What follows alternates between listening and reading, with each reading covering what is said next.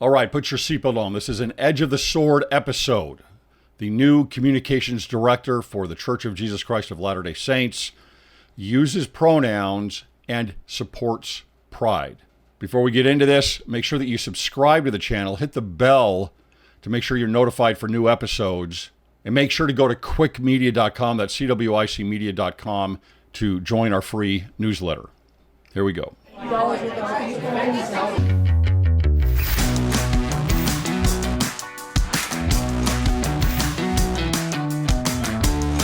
All right, welcome to Cwic Show. My name is Greg Mattson, and I am your host. In this episode, Aaron Sherinian has been made the new church communications director. A very interesting background, and we're going to go over that. We're also going to go over messaging, because messaging is a very important thing for the church, I think. And confusion abounds right now everywhere with decisions that are made like this. But there are going to be questions that are brought up by many members. There already are, right? I mean, this topic here is already spreading throughout social media like wildfire. And the messaging is very confusing. You have a message from the brethren at the pulpit talking about defending the doctrine of the family. And then you have a world-facing church that is trying to bridge gaps, make friends, and help the church move forward globally throughout the world, especially in the missionary program, and then temple work. Now, I'm going to approach this from a faithful perspective because that's the right thing to do. But I think that we really do need to put our seatbelts on, because we are going into a world here with the internet and social media and with the church that is going to bring us through very stormy weather. And in this world where information is accessible to everyone very quickly, you know, me bringing this up and talking about it is not a matter of checking the church or church authorities or anything else like that. We can't put our heads in the sand on these things, because they're going to be talked about. They're going to be talked about with our friends. They're going to be talked about with our kids. And if you are not ahead of these things, you're going to be ambushed. We do not live in a time where you can just say, well, I'm going to put my head in the sand and all is well in Zion. We live in a time where you've got to study the scriptures. You got to hang on to the iron rod, because the mists of darkness are thickening. So let's go to the profile of the new communications director. There's a few things that I want to bring up here. Let's go through some of his social media and background here and talk about it a bit. Here's one post that he has here on, it looks like climate and activism, right? So he's putting in these topics and these hashtags. It says, sometimes your teenager texts you this, and for one quick moment, you don't hate his telephone. And for one brief second, you feel like maybe we are all going to make it. I am proud of people who made their voices heard today. And yes, love does conquer hate. Love conquers hate. That's what one of the signs say here in this rally. And keep in mind, as part of his background is being with the United Nations. Here's another one. This is him supporting Pride, right, in Washington, D.C. He says, I love these kids. I am proud of their pride. Hashtag pride. How grateful we are for examples of allyship and diverse communities who rally for outreach and understanding versus division and hate. And here is where we have to walk that edge of the sword. Of course, we want an outreach to all individuals. And if you don't, you're sitting on the wrong side. You want an outreach to the LGBTQ community. That's very important. The question is do you reach out to different groups like this and support what they're doing at the same time? Do you hijack doctrine, the doctrine of the family, in order to love and offer tolerance? And you might say, well, that's all he's doing is supporting pride colors here for love and tolerance. Well, again, what do we have here? Here's back from June of 2015. Way to go, SCOTUS. Gay marriage now legal across all 50 states. Hashtag love is love.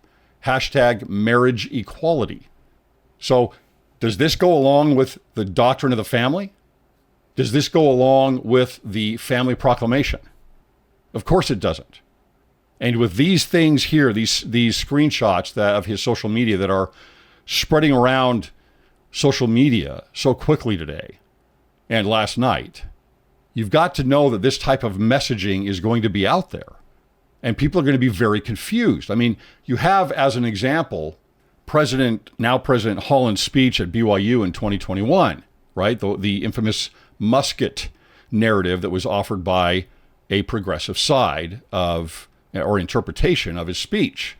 And what is he calling for at BYU? He's calling for people to support the doctrine of the family. He wishes there was a little more musket fire, right? All he means by that is, are you supporting the kingdom of God as you use your trowel to build the kingdom of God?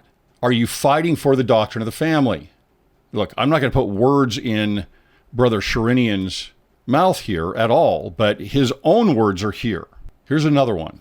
Here you have him on Twitter saying, Chris Mosier, I don't know if that name is right, on making history as the first trans member of Team USA. Hashtag trans is beautiful. Again, there's a position of I'm reaching out to the trans community. We should do that. Sorry, we should. We should love everyone. Christ sat with the sinners. But to support trans ideology, queer theory, is very troublesome to me. And it is anti-gospel. That doesn't mean that you can't love and support an individual as a human being and as a child of God. We've got to be very clear on that. Again, that is walking the edge of the sword. We have to learn to do that in our day and age. But there is a difference between loving someone and compromising doctrine and the commandments of God in order to do so. That's not really love. Another one of his tweets here is, transgender rights are human rights. Join us in standing up for trans rights everywhere. I'm sorry, that is trans ideology. And what goes along with that? Well, from a minority standpoint, from a kid standpoint, it's obviously supporting transitioning. Well, that is completely against church policy. Or trans rights are human rights. Is that men in women's locker rooms because they say they're a woman, or men in women's prisons? Well, that's what usually goes along with trans rights. Another one here on Caitlyn Jenner. At UN weighs in. He's got a background at the UN. Hashtag Caitlyn Jenner's bravery and how to support the entire global trans community. And how do we do that? What is he saying? Do we support the trans community by breaking down gender into numerous different genders? I'm sorry, that destroys the order of God, period. Period. That doesn't mean, again, that we can't reach out to those individuals that have gender dysphoria. We can and we need to, and we don't do a good enough job of that. To the entire LGBTQ community, we need to do that. You need to have a messaging, a strategy of message to reach out to them without compromising your values and the commandments and the gospel. Another one here, going back again to 2015 with SCOTUS. Way to go, SCOTUS. Gay marriage now legal across all 50 states. Hashtag love is love. Hashtag marriage equality. Well, I don't agree with either of those hashtags. I don't care much about marriage. I'm very libertarian in that way. I don't think the government should be involved in it in any way. But this is obviously support for marriage equality. The question is, these pride colors on the White House, which represents the U.S., are we also looking at pride colors on the temples? You know, if love is love and marriage equality is the desire, equity is the desired outcome here, does that mean pride colors on the temple and gay marriage within the temple? And I'm sorry, but these are questions that everybody is going to have. This is the new communications director for the church. And if you think that the communications department is not going to have a transformation here, a change, I think that's putting your head in the sand. I think that's very naive. Here is his LinkedIn profile. And as you can see here, he has his, because he's got his pronouns here. He, him. So this is an obvious support of gender ideology and queer theory. And you say, well, Greg, that doesn't mean that everything's going to change within the department or those around him. Come on. Look at BYU Hawaii. You've got a president there with radical ideas, surrounding himself with people that share those radical ideas. And that university is changing. A lot of changes based on that worldview. Now, I think the church is looking at, well, we need better messaging out to certain groups around the world. I get that. I think that's right. I think that's a good strategy. And again, who am I? I mean, who am I to say anything about what the church should be doing or not doing? But I am someone, as a member of the church, a tithe-paying member of the church, who is incredibly invested in the gospel and in the success of the church, who, when something like this is brought up that is contrary, it's contrary to the message at the pulpit, is going to have a number of questions. And I know that already, I mean, I've gotten, I don't know how many dozens of people contacting me from yesterday with this hire that already are completely confused. You're told to defend the doctrine of the family, and now you've got someone in a high position who supports, or apparently, I mean, these are not my words, I'm just showing you exactly what he has said, who supports the trans movement, who supports pride and everything that goes along with that. That's not just love and tolerance of different individuals. And so these questions are going to abound, and the confusion is guys, you can bathe in it. Now, I don't know what hiring filters there are or processes that go on in terms of what are your beliefs in the family, the doctrine of the family, or what are your beliefs in following what the prophet says? Look, I would suggest to you that he is a very faithful member of the church. He supports the church. He wants the church to succeed, but he's got a certain worldview, obviously, here that supports things that, to me, as I see them, are very concerning. I know that at BYU, for example, you've got a process of hiring where it's almost like a temple recommend interview, and I'm sure it's the same thing here.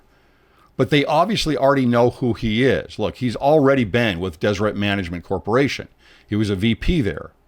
You can see here in the article in October 20th, 2021 at Deseret News, Deseret Management Corp, DMC, adds new Senior Vice President of Global Reach. Look, he's probably very good at what he does. He's obviously very good at what he does here. Longtime Global Communications Specialist Aaron Sherinian has joined Deseret Management Corp as a Senior Vice President of Global Reach. Company President and CEO Keith B. McMullen announced Wednesday. McMullen says, "We are delighted to welcome a communications leader of Aaron Sherinian's stature to the Deseret Management Corp family. Aaron's passion for leveraging modern communications for positive global change will help DMC advance its mission in unique ways." And this is an interesting statement here, because as far as division goes, this is a big question here of division against who, because it says the addition of Sherinian becomes at a time of media unrest and misinformation and disinformation, as misinformation and disinformation has divided countries, political leaders, and even families and individuals. Okay, is the trans movement division? Is the trans movement and support of that misinformation? Sherry Dew goes on here, quoting her in the article. She says, "We live in a moment in history when innovative communications will either bring us together or break us apart." Again, okay, so that, to me, all of this is speaking to the idea of an outreach to different groups. Support it 100%. That's what we should be doing. And we haven't done the best job of that in the past. But is the message we're going to do this by supporting a breakdown in the family, a breakdown in gender? And one more here from this, and this is a question that I have, right? The business of media is connection and conversation, says Sherinian. He continues, DMC is uniquely positioned to both elevate and deepen connections with people while helping faith and media establish a trusting 21st century relationship in today's civil society. So my question here again is for people that are holding on to what is told to them from the pulpit and what is obviously scriptural, deeply scriptural in the doctrine of the family. I don't know that what his worldview is offering trust. Now on LinkedIn, he puts a post up here saying that earlier today, it looks like this was a couple days ago, the Church of Jesus Christ of Latter-day Saints announced that I will serve as its new managing director of communications. This is very interesting here. He says, for a communications professional like me, it will be a privilege working with people who are dedicated to building bridges, all for that, of understanding around, and then he says this, around hope, faith, love, and a new gospel principle I didn't know about, change.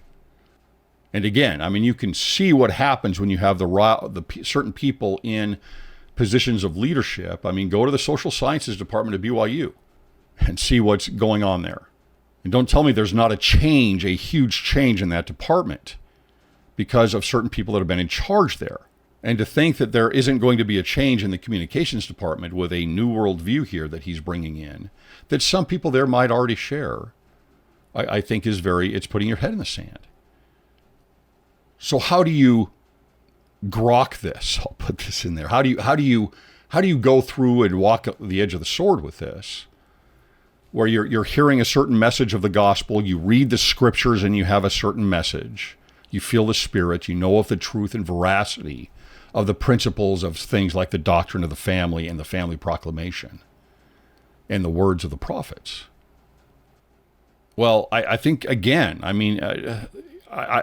obviously it appears that the strategy of the church is to reach out. There is a certain validity and actual scriptural basis for this in reaching out to other communities. But again, do you do it by compromising things? And this is so confusing to people.